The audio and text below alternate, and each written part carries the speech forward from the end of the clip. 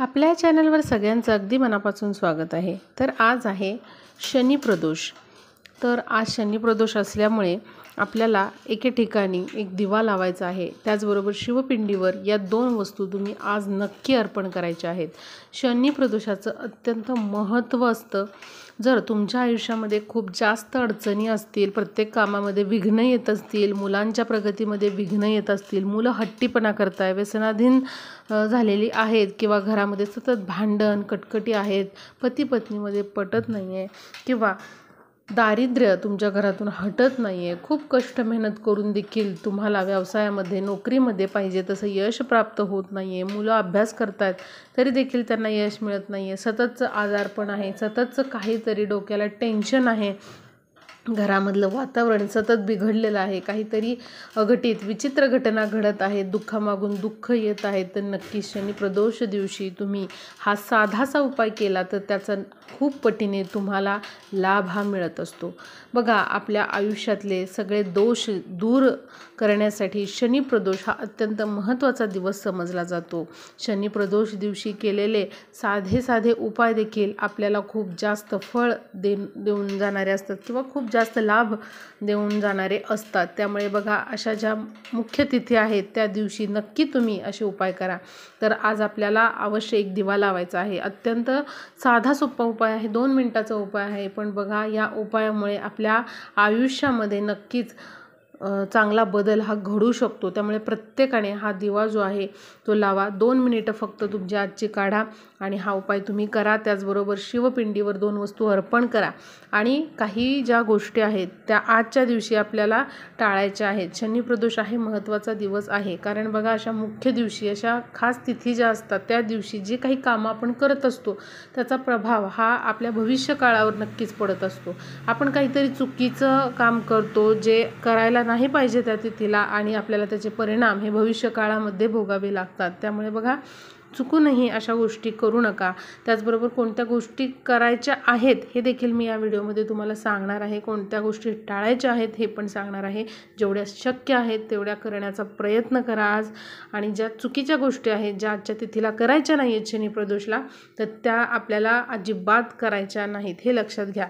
बघा, जर आपण चुकीच्या गोष्टी या दिवशी केल्या, काही खास तिथीच्या काही नियम असतात आणि जर त्या आपण करत असू, चुका आपल्याला माहीत असून जरी करत असू, पण आपल्याला काय वाटतं की त्याचा काय परिणाम होणार आहे, आमचं तर सगळं व्यवस्थित आहे, पण बघा याचे परिणाम लगेच दिसत नाही, तर भविष्यकाळामध्ये ते आपल्याला भोगावे लागतात, हे लक्षात घ्या। याचा परिणाम आपल्या मुलांच्या प्रगतीवर होऊ शकतो, आपल्या स्वतःवर होऊ शकतो, स्वतःच्या प्रगतीवर, पतीच्या प्रगतीवर होऊ शकतो, संपूर्ण कुटुंबाच्या प्रगतीवर याचा परिणाम हा होऊ शकतो। त्यामुळे बघा, घरामध्ये अशा गोष्टी ज्या आहेत तर अशा खास तिथी दिवशी आपल्याला करायच्या नाहीत आणि काही कामं जे आहेत ते आवर्जून करायचे आहे।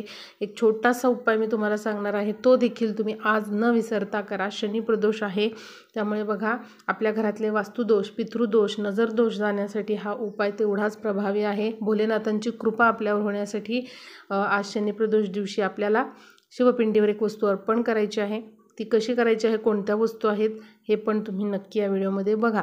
तर बघा, पहिल्यांदा तर मी सांगेल की आज शनी प्रदोष आहे, तर सुरुवातीला मी हे सांगते तुम्हाला की आज काय करायचं आहे आपल्याला आणि काय कामं टाळायची आहेत। पहिल्यांदा तर शनी प्रदोष आहे, त्यामुळे जास्तीत जास्त तुम्ही जेवढं तुम्हाला जमेल तेवढं अन्नदान करण्याचा प्रयत्न करा। तांदूळ जर तुम्हाला एखाद्या गरजू व्यक्तीला दान करता आले तर नक्की तुम्ही तांदळाचं दान करा, यथाशक्ती करा। पावशेर, अर्धा किलो, 1 किलो तुम्हाला जमेल त्याप्रमाणे तांदूळ आजच्या दिवशी नक्की तुम्ही एखाद्या गरजू व्यक्तीला दान करायचे आहेत। किंवा मग तुम्ही शिवमंदिरामध्ये ठेवून येऊ शकता किंवा कुठल्याही जवळच्या मंदिरामध्ये तुम्ही तांदूळ जे आहेत ते ठेवून या। तांदळाचं दान करण्याला आजच्या दिवशी खूप महत्त्व आहे। आपले पितृदोष दूर होण्यासाठी हा उपाय अत्यंत प्रभावी ठरतो। किंवा जर जे तुम्हाला अन्नदान शक्य आहे ते तुम्ही आज करा, फळं म्हणा किंवा इतर डाळी काहीही तुम्ही दान करू शकता, किंवा जे काळे उडीद आहेत ते तुम्ही दान करू शकता। त्याचबरोबर बघा, आज शनी प्रदोष आहे, त्यामुळे आज काय तुम्ही करायचं आहे तर एक चपाती बनवा, चपातीला मोहरीचं तेल लावा, किंवा मोहरीचं तेल नसेल तर कोणतंही तेल तुम्ही त्या चपातीला लावायचं आहे आणि काळं कुत्रं जे आहे तर त्याला ते खाऊ घाला. असं केल्याने अनेक प्रकारचे दोष किंवा ज्या काही बाधा आपल्या घराला झालेल्या आहेत त्या दूर होतात. त्यामुळे आज शनिप्रदोष दिवशी दिवसभरात तुम्ही कधीही हे उपाय जे आहेत ते करू शकता. या गोष्टी महत्त्वाच्या आहेत. अन्नदान किंवा अशा प्रकारे कुत्र्याला चपाती जी आहे ती खाऊ घाला. याने देखील आपले अनेक प्रकारचे पितृदोष दूर होतात. घरातले बाधा ज्या आहेत त्या दूर होतात. नजरदोष आहेत ते दूर होतात. ज्या काही एडापिडा आहेत त्या सगळ्या आपल्या घराच्या बाहेर जातात, हे लक्षात घ्या. त्याचबरोबर आज चुकूनही मांसाहाराचं सेवन करू नका, हे लक्षात घ्या. घरात देखील नाही करायचं, बाहेर जाऊन पण करायचं नाही. याचे प्रचंड दोष आपल्याला लागू शकतात. मांसाहार, तामसी आहार घेऊ नका. सात्विक आहाराचं सेवन आपल्याला आज करायचं आहे. कोणाशी भांडण, तंटे, वाद घालायचे नाहीत. तसंही इतर दिवशी पण आपल्याला ते करायचं नाही, पण आज आपल्याला कटाक्षाने या गोष्टी टाळायच्या आहेत. सगळ्यांशी छान चांगलं वागण्याचा प्रयत्न आपल्याला करायचा आहे.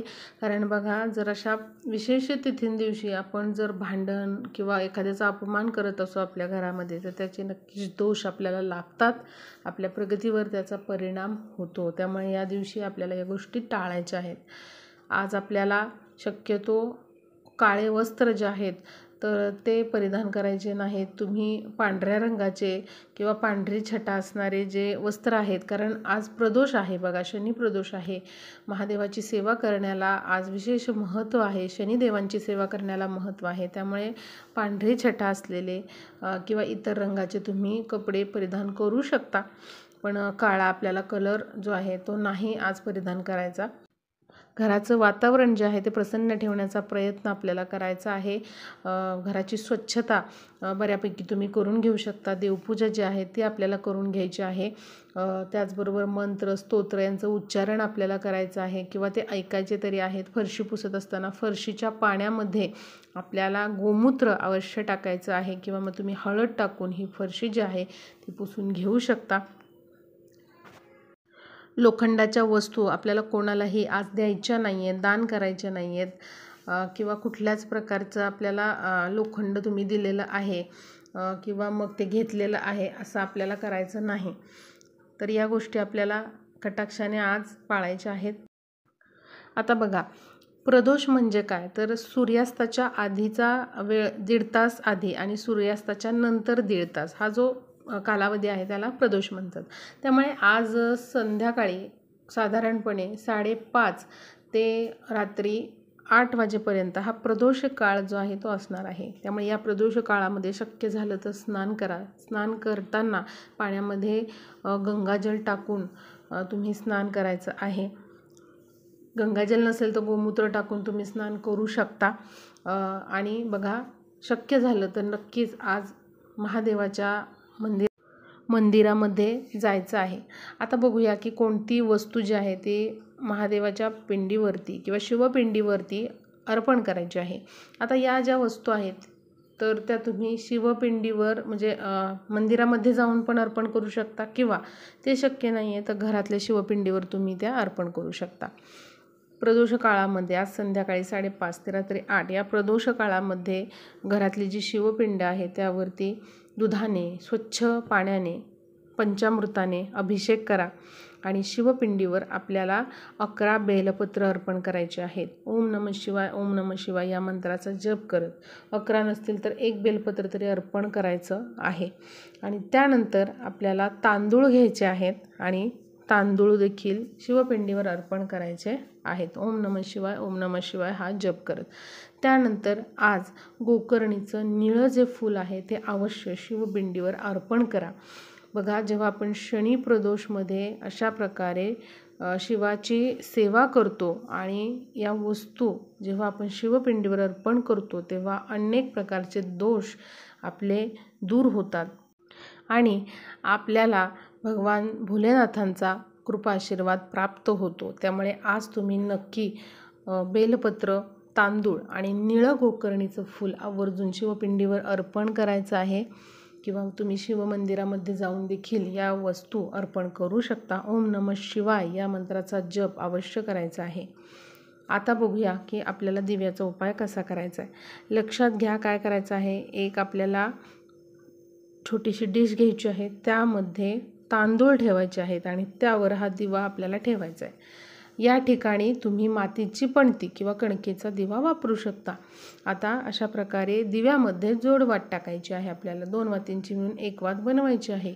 त्यामध्ये तुम्ही तिळाचं तेल किंवा तूप टाकू शकता किंवा जे कोणतं तेल तुम्ही वापरताय देवांसाठी ते तुम्ही यामध्ये वापरू शकता। असा हा दिवा तुम्हाला देवघरासमोर बसून प्रज्वलित करायचा आहे। ओम नमः शिवाय, ओम नमः शिवाय या मंत्राचा जप तुम्हाला 11 वेळा, 21 वेळा किंवा 108 वेळा करायचा आहे।